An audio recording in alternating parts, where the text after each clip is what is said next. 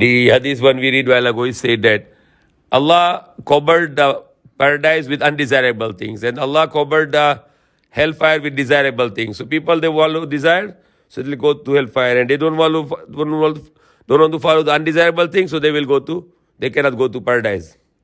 So paradise is covered with undesirable things. So many of the things like we are not comfortable to do, but we have to do by force, ourselves by force. Now I will do it. Because I don't like to go to hellfire, but I want to go to paradise.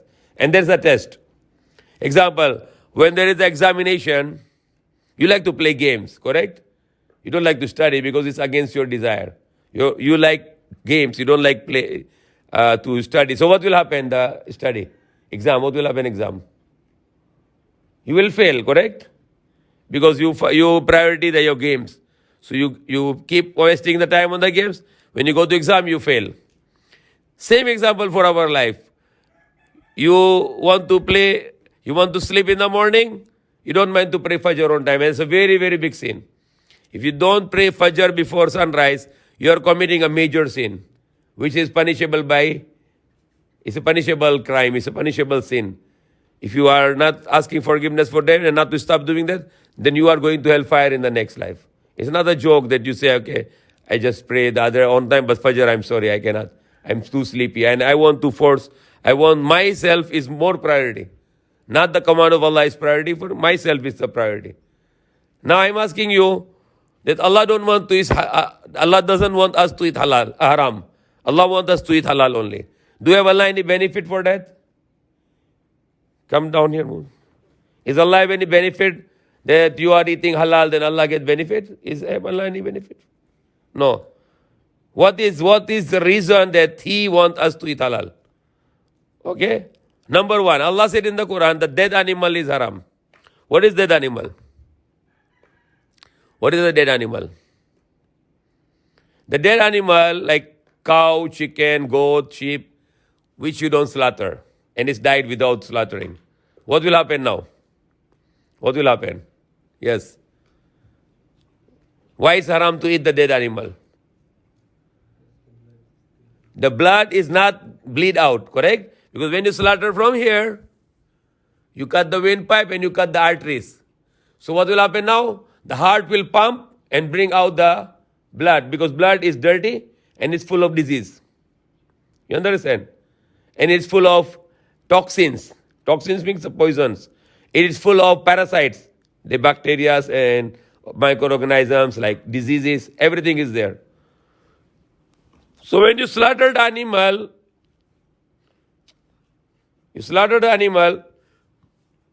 the heart is alive and is pumping, so the blood is coming out very fast. And the heart is, and windpipe is open, so the animal will not get tired, so pumping of heart will be very fast. So the blood will come out. So now what happened now? Your meat is clean. Correct? Because all the blood come out from the body, and then the most of the blood is out. The rest of the blood you will just wash out.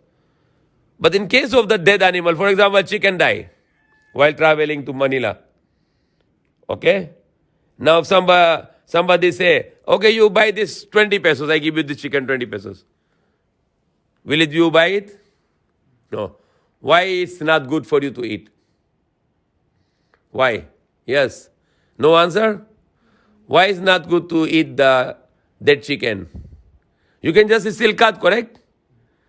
Will it be okay? No, Allah said haram. But what's the benefit of Allah? Allah has no benefit, but we have benefit. Why?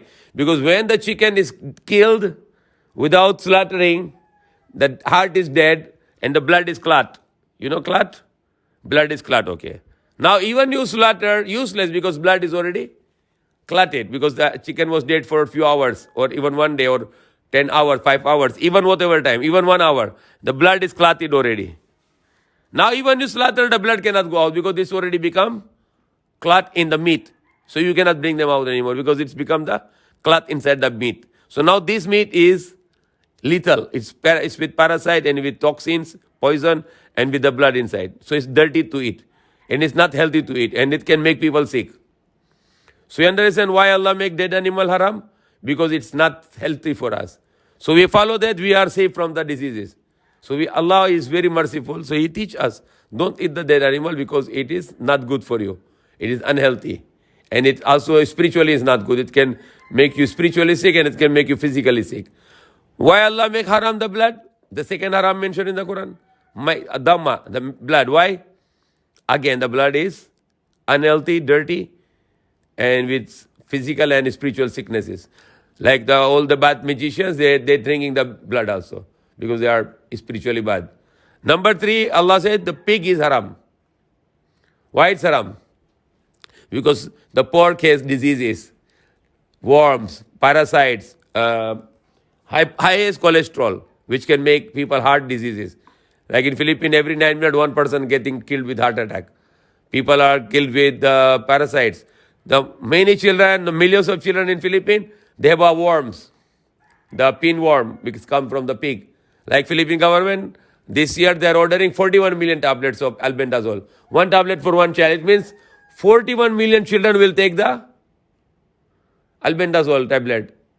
It means almost all the Christian children, they have a problem with the worms. Why? Because eating pork. So Allah is merciful. So He said, don't eat pork because it's not clean for you. And why Allah make the pork? The pork's job to eat dirty things because they are cleaning the area, they're cleaning in the jungle, and anywhere they go, they pork eating that dirty things to clean everything. So pork is like a garbage truck. It's like a vacuum cleaner. Even if you look the face of the pork, it look like a vacuum cleaner, correct? So that's the reason Allah. And Allah said, if not mention the name of Allah, it's haram. Why it's very important to mention the name of Allah? Because when you slaughter the animal, you say the Bismillah, the animal will not curse you. Because you're saying, I'm doing in the name of Allah. So animal will forgive you. You say, okay, you are doing in the name of Allah. Okay, He is our creator. He allows you. Okay, go ahead. So the animal will not curse you. Once you not slaughter in the name of Allah, animal will curse you for killing that animal. But when you say Bismillah in the name of Allah, then animal allows you. You're not going to curse you anymore. Oh, you are killing me. Oh, you are permitted by Allah. Allah has allowed you to do this for your food. So we are making excuse to the animal by the name of Allah that we need you to eat. That's why we say Bismillah. That is what I understand, one of the reasons. Other reason also, when you say name of Allah, the animal will, the meat will be blessed already because you say the name of Allah, so it will be the blessed meat for us. And it will be not a cursed meat for us. It will be safe for us. So that's one of the reasons to say Bismillah. So the harms of there will be no harm for us from that meat. Okay? And that's also command of Allah. So it must be done. When you slaughter, you must slaughter with the name of Allah. So it will be always blessing for us. So these are the reasons. Like alcohol. Why Allah make alcohol prohibited? Because Allah said in the Quran, the alcohol has benefits and harm. But the benefits is very high. The harm is very high. The benefits are very few. So finally, He make prohibited alcohol. Millions of people are dying with alcohol. The accidents happen alcohol. People are killing each other because of alcohol. Alcohol is evil. Haram. The riba is also making people poor. Most of the people in the world is poor because of the interest. Interest-based economy. So that's why Allah make haram the interest.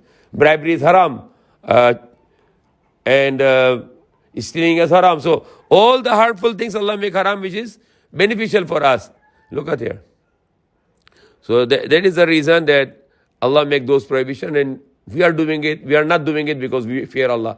And the commands of Allah are very beneficial. Like praying, we are not praying for any exercise, but praying actually giving us a very good health, physical health, because it's like a good exercise. But we are doing it to please Allah. Like fasting, we are doing it to please Allah, but fasting is giving us so many benefits, health benefits. You are getting rid, even people getting rid of cancer with the fasting.